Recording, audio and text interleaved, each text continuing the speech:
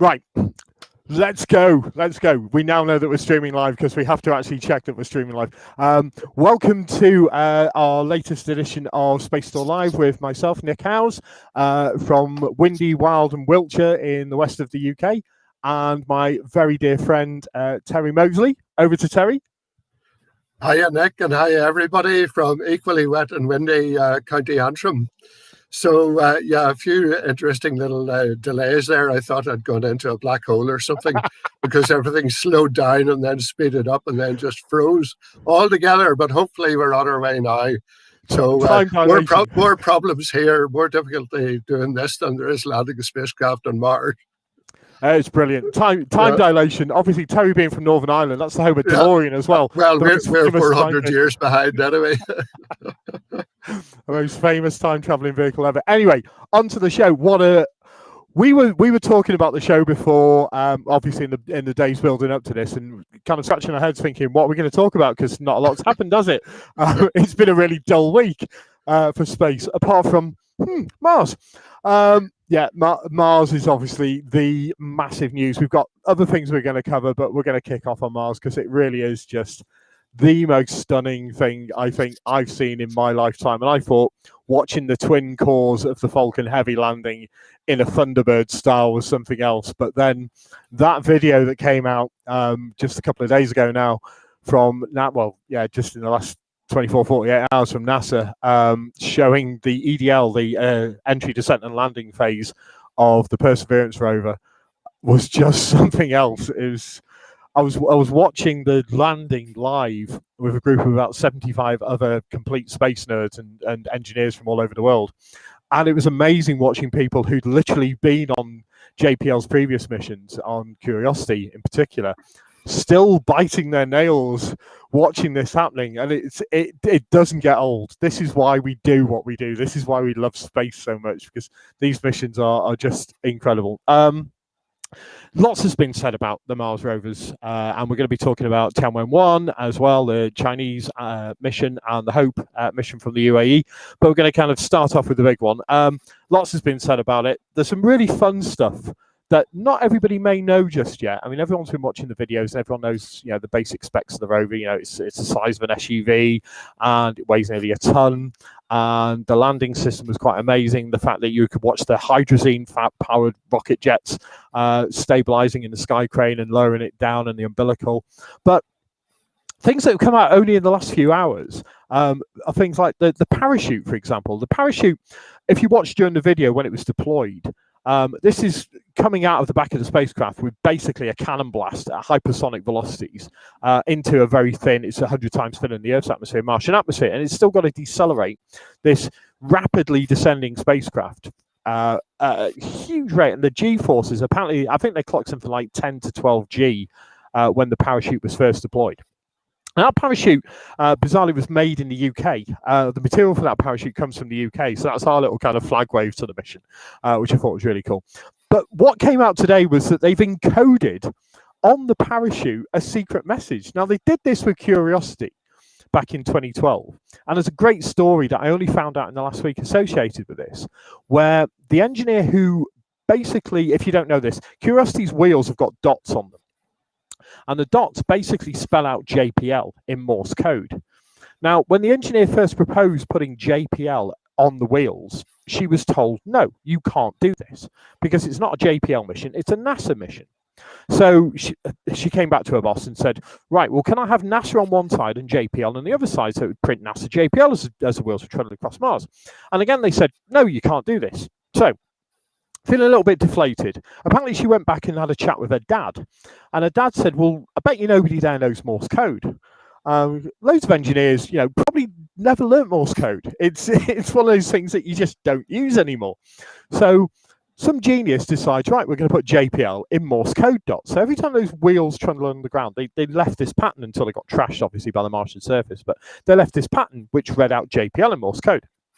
And NASA didn't know about this literally until integration time, when another engineer spotted it, reported it. But by that point, it was too late. So it got launched, and then they made a big hoo-ha and said, yeah, this is great. This is what we're going to do. So the latest, we call them Easter eggs in the industry. If you don't know what an Easter egg is, it's like a hidden message that's hidden in a piece of software, hidden somewhere. So the latest Easter egg that's come out in the last few days is that the parachute on Perseverance, they wrote "Dare Mighty Things" into the parachute. It's absolute genius. That, and they've also got a little plate on the side of the spacecraft. That's, I don't know if you've ever seen that kind of evolution of man, as it were. They're going from hominid, from monkeys through to upright walking human beings. They've kind of done the same with the rover story, from Sojourner in 1997 through to Spirit and Opportunity in the early 2000s, and then through to Curiosity, and now obviously Perseverance. And I just love that. I just thought that was such a great kind of story and typical of JPL, because if you've ever been to JPL, they really are, they're geniuses, but they're crazy geniuses, and their motto of "Dare Mighty Things," it really does kind of say it all about how they are. And the fact that for this mission as well, Terry and I were talking about this before we came on air, they put Swati, who was one of the flight systems engineer, one of the principal engineers on the project, doing the commentary during the landing, and it was so fantastic listening. From a diversity perspective, having a really brilliant female scientist, being the voice and the front and center of this mission was fantastic in its own right. But she gave such a compelling commentary as well, and it was just wonderful watching it happen. And obviously, all the team there, complete mix of nationalities and genders. Probably not so much nationalities, but genders, etc. All masked up, obviously, due to COVID, but still the excitement, you could just feel it and hear it. And when they touched down, those reactions, everybody on this huge call that I was on was like, "Hey!" But everyone in JPL was just going berserk. It was just fantastic to watch. And the amount of data that they've put out as well, and this is a kind of little hat tip to other space agencies in terms of what they're doing and what they've done in the past. With image release policies, etc. And there's a big debate on this on social media at the moment as to who's right, who's wrong. NASA get it right. It's that simple. NASA have got a policy, obviously, that all images need to really be in the public domain for most missions. They've obviously got some exclusions with certain data sets and Hubble and what have you. But the Mars lander, within less than a minute of that thing touching down on the surface of Mars, you had NavCam images. They've already put up nearly 5,000 high-resolution images from the EDL phase and from landing and the panoramics, etc. And they're just dumping images constantly onto the internet.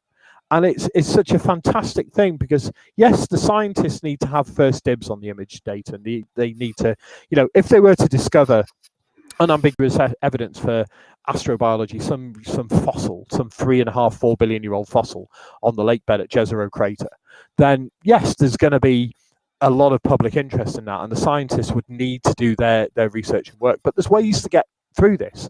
If you say we're going to put the images out, but you can't use them for scientific publication, you can't use them to steal them and you write your own papers on it. These are proprietary images and they belong to the science teams. Then that's the way to do it, because the public loved what they saw. The public engagement value of this mission has been absolutely enormous. It was on every single news channel around the world in big coverage. And I said the video, it's like nothing anyone's seen since Apollo.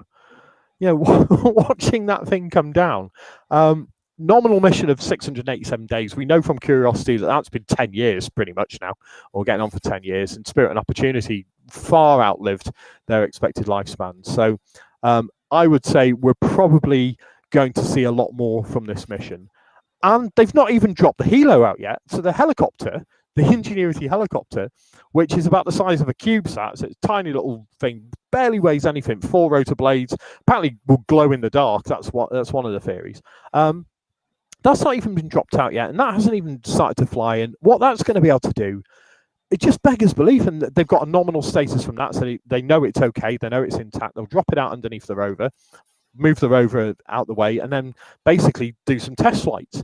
And the fact that they're in this huge crater, the stratigraphy in the crater is going to be fascinating to see. To be able to let the small helicopter, this drone, fly up to nearby the walls of the crater rim and see what the layering is. Plus, can you imagine, we were talking about this on another call last week, being able to fly the drone above the rover while it's driving on Mars. It's just I can't tell you how exciting the whole thing is. And I'm sorry, Terry, I've gone on for ages, but tell me your thoughts. I love listening to your enthusiasm. Yeah, there were a couple of things that I really enjoyed. The commentary, the best thing about the commentary was that she was telling you what was coming up next. And then if you watched in the background, a half a second before she actually said what had happened, you could see all the cheers and the claps, and you knew that it was successful, whatever stage it was, the parachute deployment or the back shell coming off or whatever. And then she would give her commentary. Well, there are a couple of wee things that struck me. Good old NASA technical speak for touchdown. They didn't just say touchdown. They say Tango Delta. Yeah. So they say 4 syllables when 2 would have done, you know. Anyway, there was that. But what really fascinated me during watching the touchdown was not the way everything worked like clockwork. The huge variety of terrain that was flying over. And you thought, gee, that looks pretty horrendous down there. Yeah. Some really rough terrain, but they had it obviously very well planned and they knew they were going to be flying over that. But even at the very last stages, it was hard to tell the scale of the relief, but the ground looked quite rough until you knew that it was down to within, 10, 15 feet of the surface. And then you realized, well, those are just tiny little stones and pebbles and so on. But it was absolutely amazing watching that coming down, like you, nail biting. And as you say, NASA have now got just how to do it in terms of public engagement. Watching that live just would have had anybody on the edge of their seats. You feel involved when you're watching it live. It really was. Watching the press conference afterwards and the scientists saying that they were choked up, and you can see why. I mean, going back to that EDL phase, when they were obviously utilizing a technology that they'd used before with Curiosity with the sky crane, but the terrain relative navigation system, basically this ground analysis between the radar and the imaging systems to say, yeah, well, this bit's bad, this bit's good, this bit's bad, and they knew exactly where they were. The fact that an autonomous system had got such a precise lock.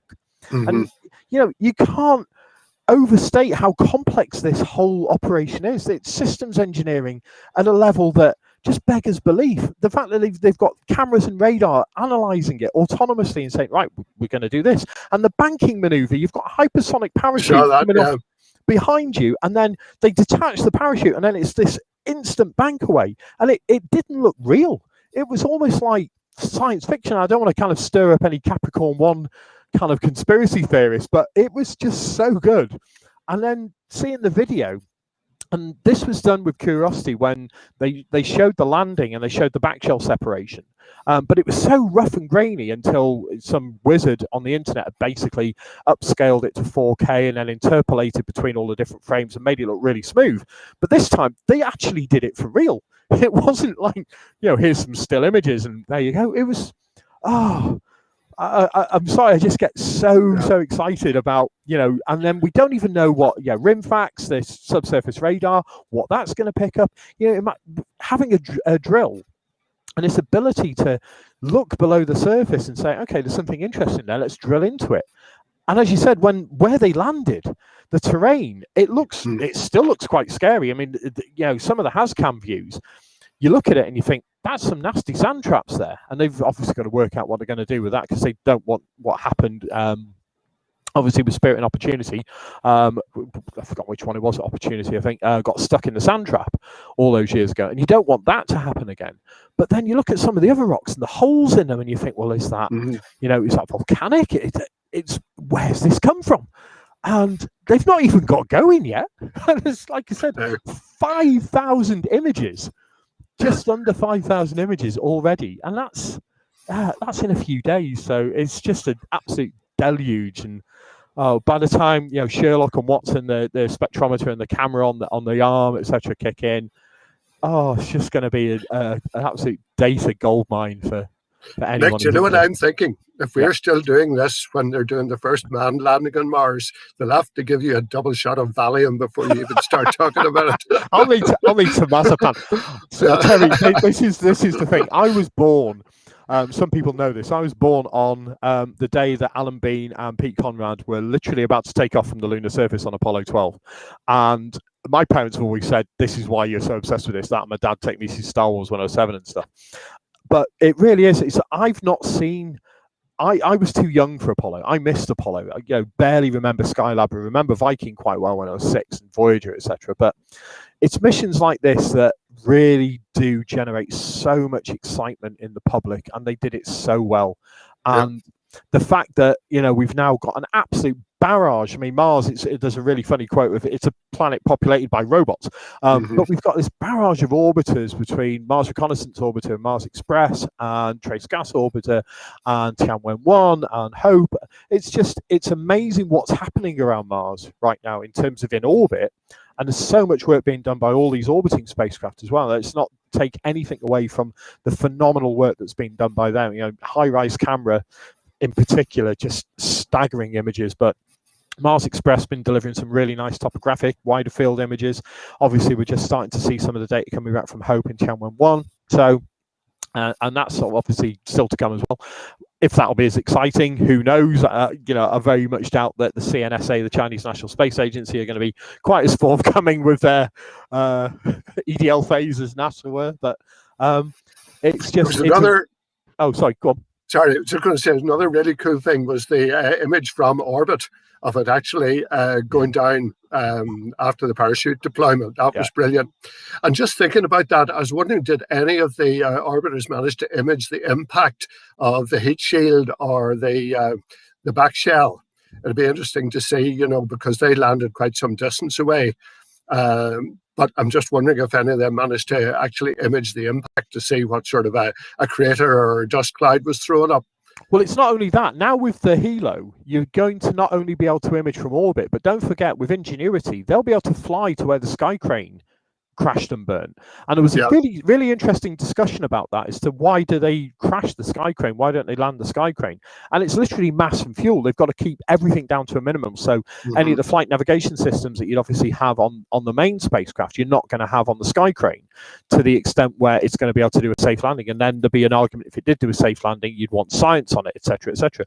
But I think it'd be really interesting for Ingenuity to look at the crash site and to look at, potentially there could be some spin-offs in terms of technology moving forward from that. We've been talking, the team that I'm working with, about how to utilize the balance mass weights, which they deploy. Obviously, there's some of the balance mass weights which are deployed in as it's coming into entry interface. Some of them, whilst it's in the EDL phase, that essentially destabilize the spacecraft and they change its kind of center of gravity and center of mass, etc.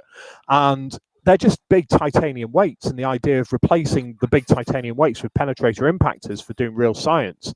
Again, I think there's a lot more that can be done. And the success that they've had now, a lot of the success is attributed to, the likes of Adam Stelzner, but it's a whole team. Stelzner, is just one part of this amazing team. And, there's other people who are intimately involved in the sky crane design. But now that they've proved this ridiculous idea twice, I just hope that they keep doing it. And I'm really hoping, and this is no slight on any other space agency, but NASA have got a really good track record now. They're massively improving the whole Mars landing track record. And ESA have yet to land anything successfully on the surface of Mars. Russia, likewise.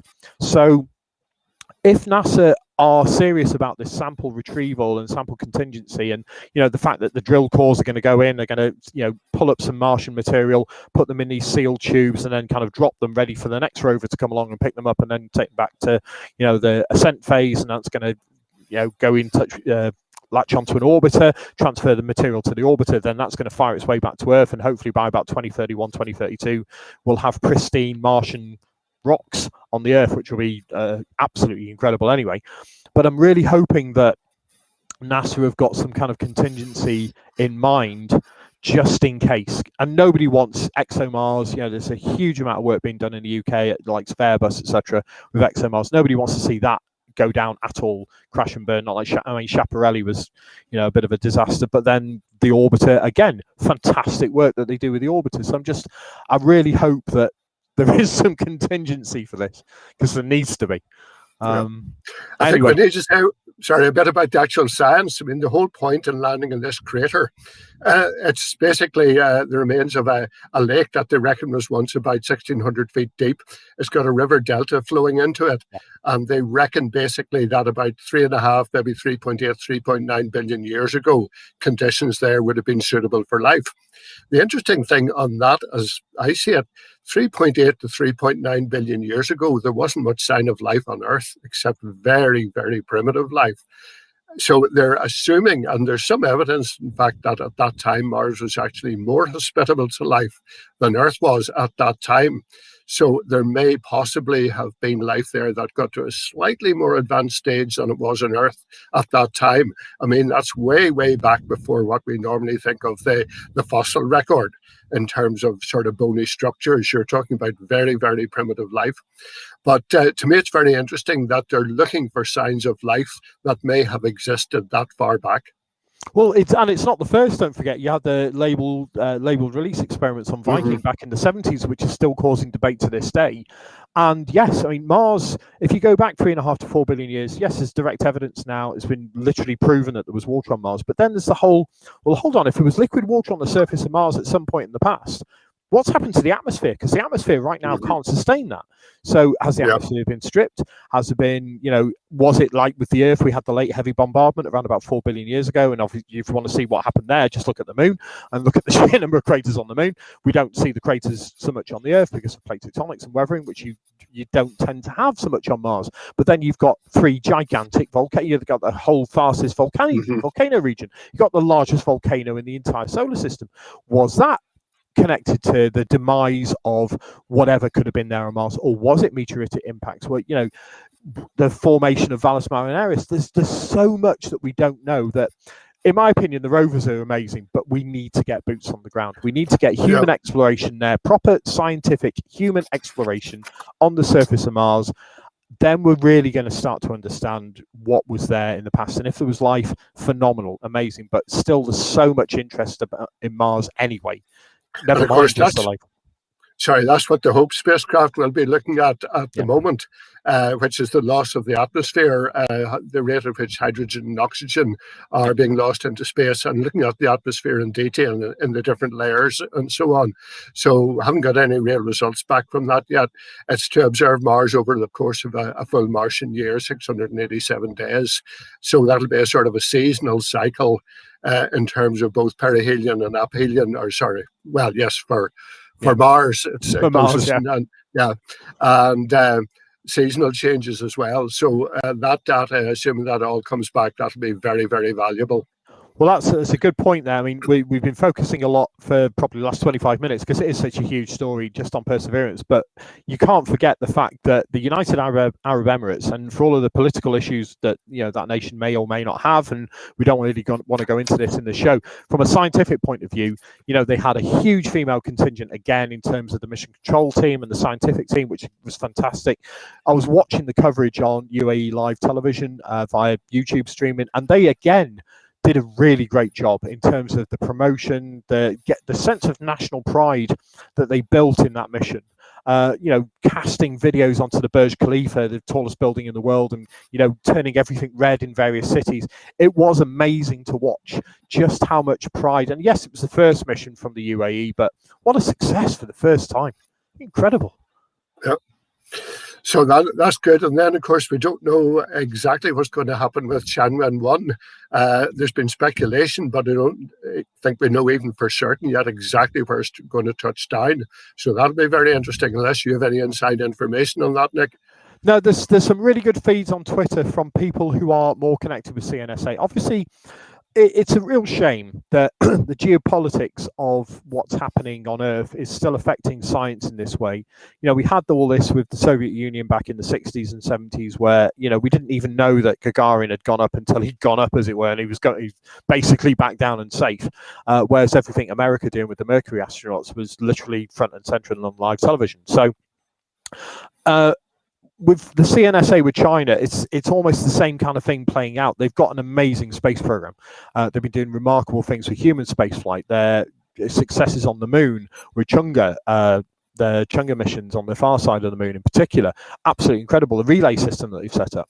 So I think it would be great to see China being more open, and from the scientific community, they've said that they're going to share all the data, from the lunar landings, etc. They're going to share this data, and I've no doubt that they will.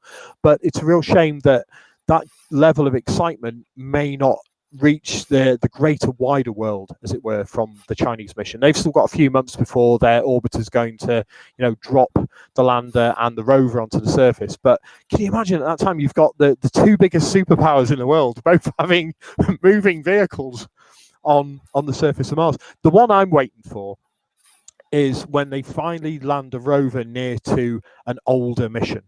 And that's only really ever been done once in terms of any space mission that I can think of. Surveyor. That was Apollo 12, when they landed, the precision landing very near to Surveyor, and they could literally walk over and pull the camera off it. That's the kind of thing. Could you imagine landing anywhere near Viking and seeing something from that era, or even the Mars mission, the Mars 3 mission that the Soviets landed in the early 70s, which beat Viking to the surface and worked for a grand total of 15 seconds. Being able to, for space archaeologists, there's people like Alice Gorman, etc., who are really passionate about space archaeology. For them, that'd just be almost a dream come true. So it's one to watch. Mars is only going to get better. Everyone got excited about the landings, etc. We've still got the Chinese landing to come, so fingers crossed, and everyone really sometime in May. Yep, sometime in May. We hope that China does really well. Hopefully by that time as well, we might not be stuck inside. Thanks to our amazing vaccine scientists. But there we go. Yeah. Moving on then. So we've spent a good half an hour on this one. So another little story that kind of piqued Terry and my interest this week is Planet 9, or Planet X as it once was. So we're going to play good cop, bad cop here. I've got certain views, and I'm, as I ascribe to both sides of the story. Terry's got, the opposing view, but again ascribes to both sides of the story. So we're going to do a bit of a good cop, bad cop. So this whole thing for Planet 9 goes back centuries. I mean, the whole discovery of Neptune, etc., and the mathematics that was involved in detection of where Neptune was. And the joint detection by the British and the French in the 1800s. And then obviously you had Percival Lowell in the early part of the 20th century and his absolute fascination with Mars and the canals of Mars, etc. But then moving on to this Planet 9, as it were, and then with Clyde Tombaugh's discovery of Pluto, they thought, oh, maybe we've got it. But then it became very quickly apparent that no, they hadn't, that the perturbations that were being noticed in some of the outer planets couldn't really be accounted for by such a tiny world as Pluto. And then you roll forward to some of the more advanced sky surveys that we've had in the last 20, 30 years. People like Mike Brown at Caltech, and the detection of Eris and Sedna and Quare and all of these phenomenal objects out in the outer Kuiper belt, some of which are the size of Pluto. So you think, okay, well, we've got all these new objects and maybe that's the answer. And no, that's still not the answer, because now what we've got is more objects out in the far Kuiper belt that aren't playing ball. So it started off with some of the sky surveys detecting, I believe it was 6 objects initially in a very, very strange orbit that kind of almost hinted at something large, possibly up to 5 times the Earth's mass pulling up. And then this number of objects escalated, and there's now 19 of them being kind of perturbed out in the outer Kuiper belt. Now, if you think that the motion, the way that you typically detect a planet or a comet or an asteroid is you're looking at its proper motion across the sky. So stars have very limited, there's a few exceptions, Barnard's star and a few others, but stars typically, they're fixed points and they'll move a tiny little bit. To an average telescope, you're not going to see much in the way of any proper motion at all over decades even. With planets and comets you do, but then some of these objects have got orbits that are, our Earth obviously is 1 year, it's 365 days, give or take. Mars obviously 687 days and yada yada yada. Some of these objects in the outer Kuiper belt, even Sedna, that's an 11,000 year orbit. The last time that was in the same position, we were barely learning to farm as human beings. So it's the amount of motion is so minuscule. And then you think that these objects like comets, for example, the albedo on the reflectivity of a comet is about 25% that of a lump of coal. So they have very, very little light reflection as it is. And we can detect them obviously with very advanced telescopes, and you can use infrared telescopes, etc. But it's still incredibly difficult to find these things. And when they're moving at such a minuscule rate, how do you prove it? So this debate flared up again in the last week, where there's been a whole, as I said, for hundreds of years now. Is there another planet out there? Is there something else out there? And there was all sorts of talk about progenitor black holes and all sorts, which frankly I don't kind of really ascribe to. If they think there's a black hole about the size of a football, good luck to them. It's all kind of, it's like the Tunguska explosion when people said, I remember watching Arthur C. Clarke in the 1970s in his Mysterious World, and they were saying that the Tunguska thing could have been caused by a black hole coming through the Earth. No, it was a comet or a meteorite.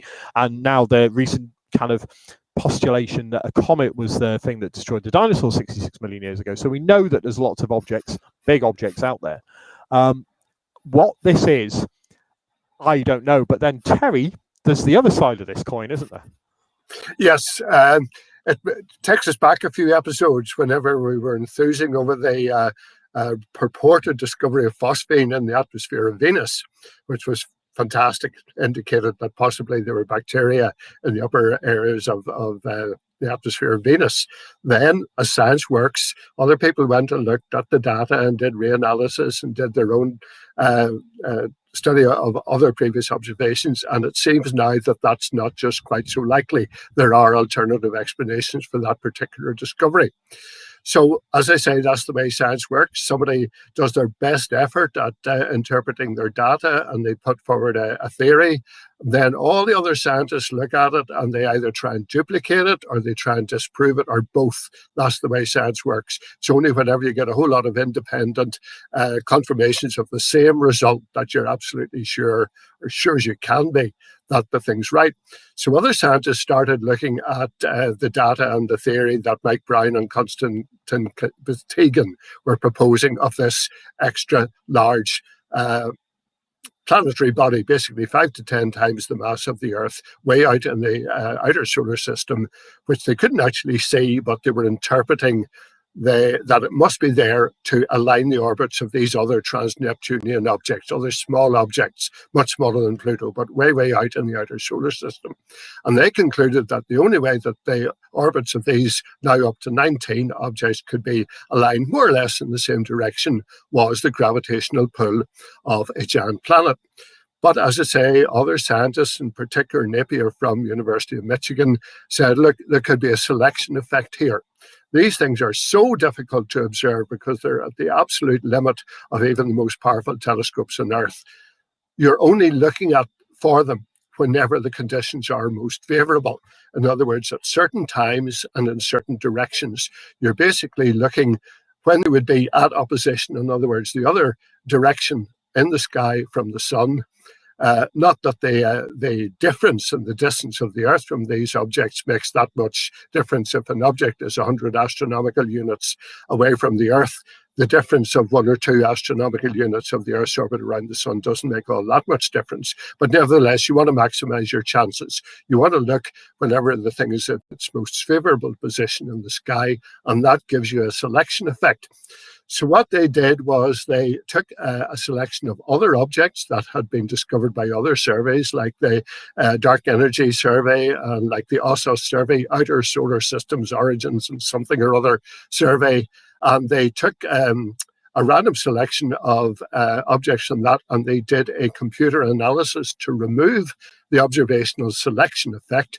And when they did that, they concluded that you couldn't actually say that the alignment of the orbits of the objects that Brown and Batygin were using was a real effect. It didn't disprove it, but it doesn't support the hypothesis. So, as I say, that's the way science works. They have come up with an alternative interpretation, and it's really not until we get a lot more observations of other objects of these, what we call trans-Neptunian objects. The next really big move forward on that will be the Vera Rubin telescope, which will survey stuff out there to a much greater depth and a much greater number of objects discovered. And then you'll have a much larger sample, and then we'll have a fair idea whether the effect is genuine or not. Well, that's the thing, because a lot of the imaging has been done using the 8-meter Subaru telescope at very selective points in the year. Between the Vera Rubin telescope and what's coming with the ELT, etc., and the LSST, and the James Webb Space Telescope, obviously the resolution and the capability that we're going to have in terms of imaging, and especially with the James Webb going into the infrared part of the spectrum, and these objects, no matter how far out they are, they're still going to be firmly higher radiation levels than the cosmic microwave background and background radiation, so they will be detectable. And with the James Webb having obviously a significantly greater mirror diameter to the Hubble, there's going to be possibilities here. If they wanted to have discretionary time, and there's going to be so much time. I mean, trying to get time on the Hubble's a nightmare enough as it is. So trying to get discretionary time to do these kind of really deep looks with things like the James Webb, etc., are going to be, equally difficult, because James Webb, don't forget, has only got a finite lifespan. So there's a lot to come on this, and I think this story is going to rage on and on and on until somebody, and it could be Mike Brown, I mean, the Pluto killer himself could be the person who discovers the next one, but until somebody really conclusively discovers something, and that will be interesting. It'll be a great thing to find, especially if it's anywhere near New Horizons track, for example, and if they've got enough propellant left and enough time left. But again, it would almost demand another mission, which would be a great thing if we were to find another planet in our solar system. Then, we won't have seen every planet in the solar system, because there'll be another one. So roll on Voyager 3 or New Horizons 2. So watch this space. It'd be great. The thing is that although they're guessing what the orbit might be like, they've no idea where it is in that orbit. They think they've narrowed it down a bit, and they've looked there, but they haven't seen it yet. But basically, it could be, over a very large area of the sky. And those telescopes, particularly the James Webb, just won't have the time to survey a large area. They'll need to use one of the automated surveys to identify possible objects, which might be planet 9 or 10, depending how you call it. Then they can point the James Webb to it. But at the moment, they just don't know where it is, if it is there at all. It also brings us back with these automated surveys to our big problem that's looming with space debris, but that's for another show, because trying to peer through all that with an automated data reduction pipeline is going to be interesting when you've got, now that we've got OneWeb confirming that they're going to be at much higher altitude orbits, and it's going to be 900 satellites and Amazon and everyone else. It's going to get messy. Anyway, that's a whole other show that we'll just do on that when the time comes.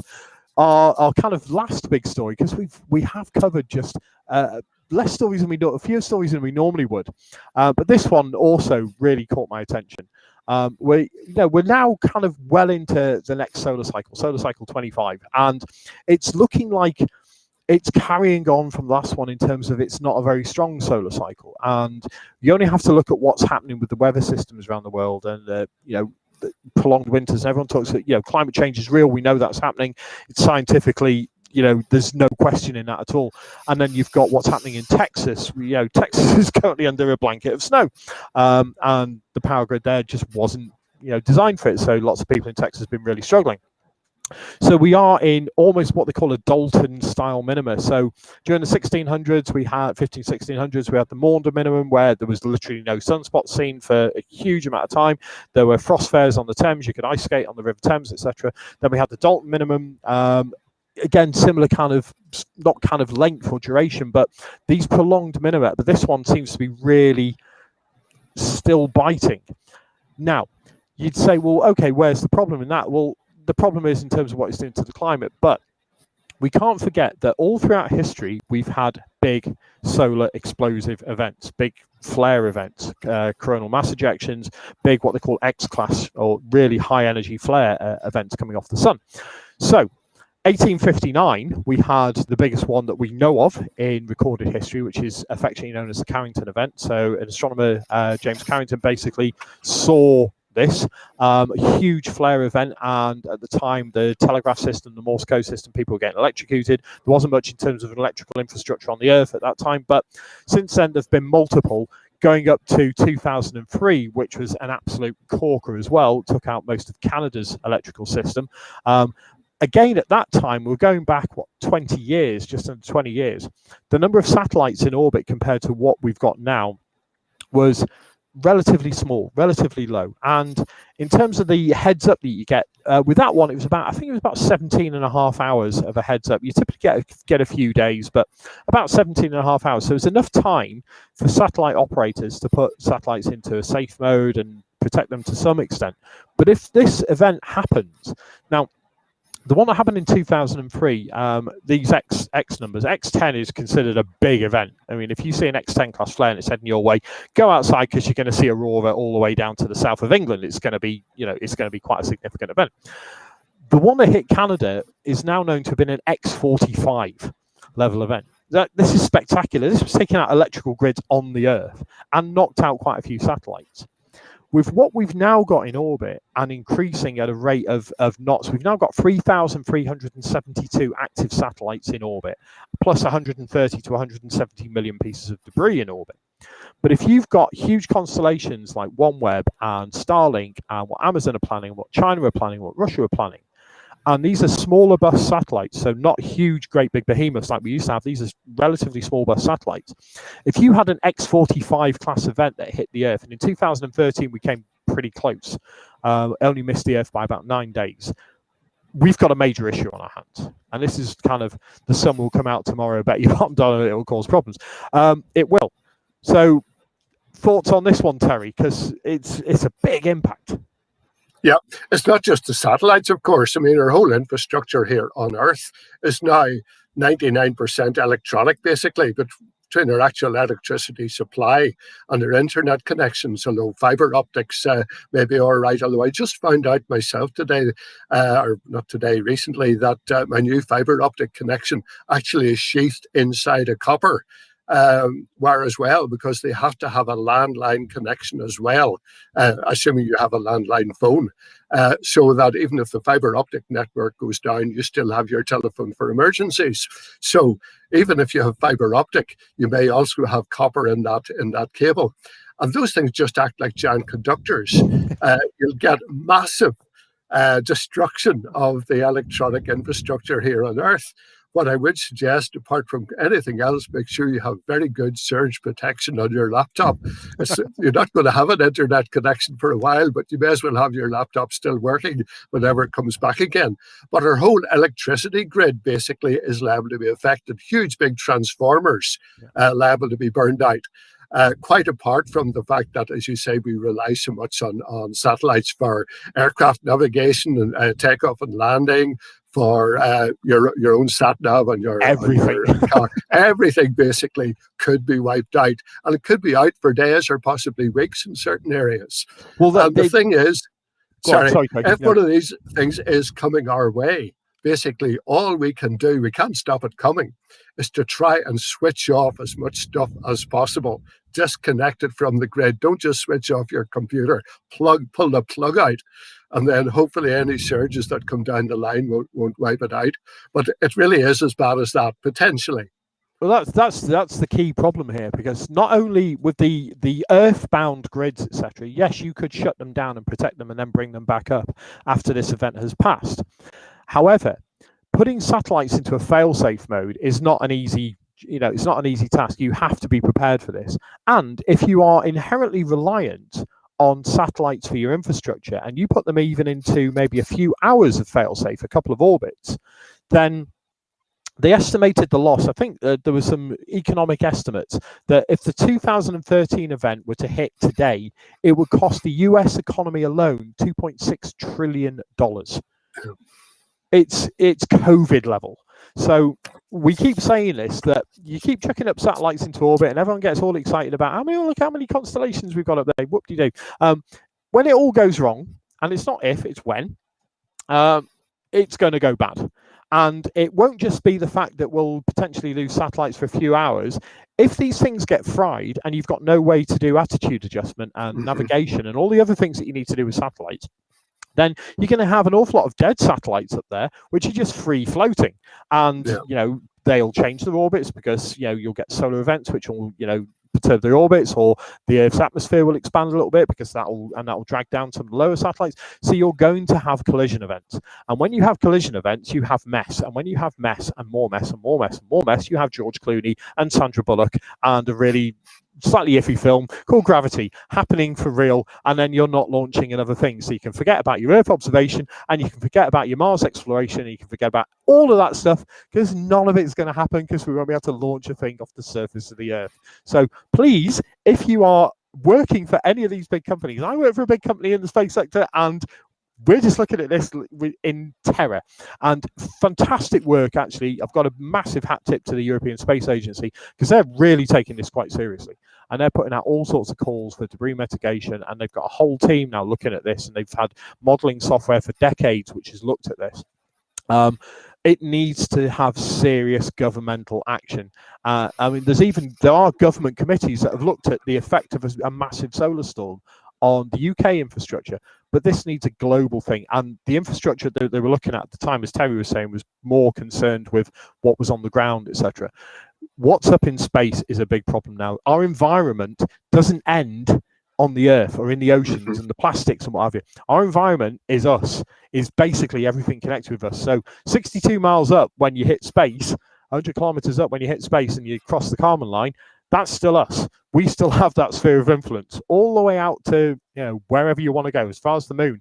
If we start cluttering up the moon, that's going to be fun in years to come. And, when we start mining it and all the other things that they want to do with the moon. So, rant over, but please start listening, governments and big agencies, and start really thinking about what you're doing, because otherwise it's going to be bad.